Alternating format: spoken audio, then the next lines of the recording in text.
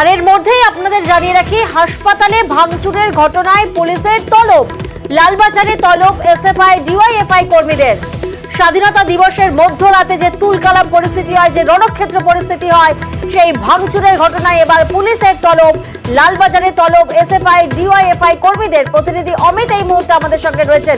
অমিত, লালবাজারের তরফ থেকে ঠিক কি জানানো হচ্ছে?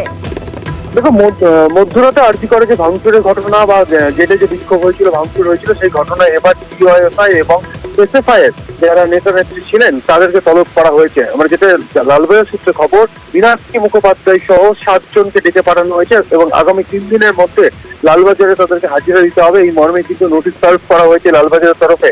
মূলত সেদিন যে বিক্ষোভের ছবি বা গেটে ভাঙচুরের যে ছবি প্রকাশিত হয়েছে বা সংবাদ মাধ্যমে যে ছবি ধরা পড়েছিল, তাতে দেখা যাচ্ছে যখন গেটের সামনে পুলিশের গার্ডরেল ভাঙা হচ্ছে, সেই সময় বেশ কিছু ডিওয়াইএফআই এর কিন্তু ফ্ল্যাগ সেখানে দেখা যায়। তো তারা কারা ছিলেন, তারা কেন ওখানে জমায়েত হয়েছিলেন, সেই বিষয়গুলো কিন্তু আরো বিস্তারিতভাবে তথ্য জানতে চাইছে কলকাতা পুলিশ। সেই জায়গা থেকেই মীনাক্ষী মুখোপাধ্যায় সহ 7 জনকে তলব করা হয়েছে লালবাজারে এবং তাকে আগামী 3 দিনের মধ্যে তাদের লালবাজারে হাজিরা দিতে বলা হয়েছে।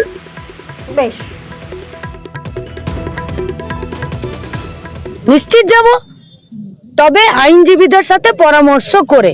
কারণ যে পুলিশ বডি লোপাট করে দিতে পারে, যে পুলিশ সিসিটিভির ফুটেজ লোপাট করে দিতে পারে, যে পুলিশ আরজি করকে ভাঙাতে রক্ষা করতে পারে না, বাথরুমে ঢুকে বসে থাকে, যে পুলিশ নার্সদের কাছে জোড়হাত করে বলছে আপনার চুড়িদারটা আমাকে দিয়ে দিন, আমি পরে নি, যাতে আমাকে কেউ না দেখতে পায়, মারে, সেই পুলিশকে তো বিশ্বাস করতে পারছি না।